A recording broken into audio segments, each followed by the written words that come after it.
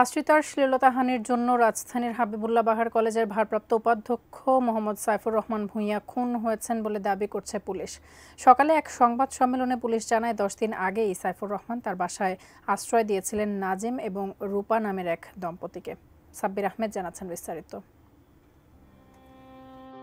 রাজধানীর উত্তরখান এলাকার পুরানপাড়ার একটি বাসা থেকে সোমবার রক্তাক্ত অবস্থায় উদ্ধার করা হয় রাজধানীর হাবিবুল্লাহ বাহার কলেজের ভারপ্রাপ্ত উপাধ্যক্ষ সাইফুর রহমান ভূঁইয়াকে। হাসপাতালে নেওয়া হলে চিকিৎসক তাকে মৃত ঘোষণা করেন। এ ঘটনায় হত্যা মামলা করেন নিহতের ছোট ভাই। নাজেম ও রূপা নামের এক দম্পতিকে ফরিদপুর থেকে গ্রেপ্তারের পর সংবাদ সম্মেলনে পুলিশ বলছে, রমজান শুরুর আগের দিন বিমানবন্দর রেল স্টেশনে পরিচয় হওয়ার পর তাদের সঙ্গে করে বাসায় এনে আশ্রয় দেন সাইফুর রহমান। পুলিশের দাবি, এরপর থেকেই বিভিন্নভাবে রূপার শ্লীলতাহানি করছিলেন সাইফুর রহমান।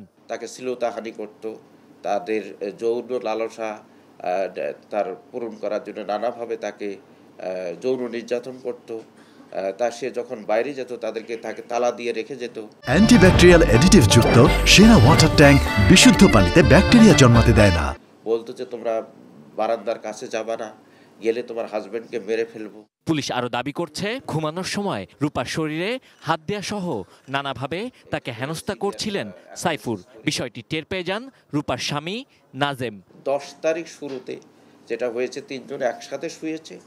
এক পর্যায়ে মেয়েটার গায়ে এসে হাত দিচ্ছিল, ওই ছেলেটার হাত উপর দিয়ে। ছেলেটা যখন ঘুমিয়ে গিয়েছে, রূপার হাজব্যান্ড নাজেম, তখন সে উপর দিকে উঠে গিয়ে তাকে করার জন্য, হয়তো রেপ করার জন্য তাকে শরীরে উঠেছে। এক পর্যায়ে এই ধস্তাধস্তির পর্যায়ে এই নাজেম ঘুম থেকে উঠে যায়। সে রুম থেকে গিয়ে রান্নাঘর থেকে একটা বটি নিয়ে আসলো। বটি নিয়ে এসে তখন তাকে কোপানো শুরু করে। এই বটি দিয়ে মাথার এই খুলিতে অনেকগুলো কোপ রয়েছে। নিহত সাইফুর রহমান তার স্ত্রী নিয়ে শান্তিনগরের একটি বাসায় থাকতেন।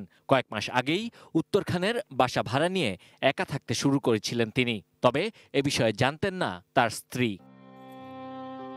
Sabbir Ahmed, ATN news, Dhaka.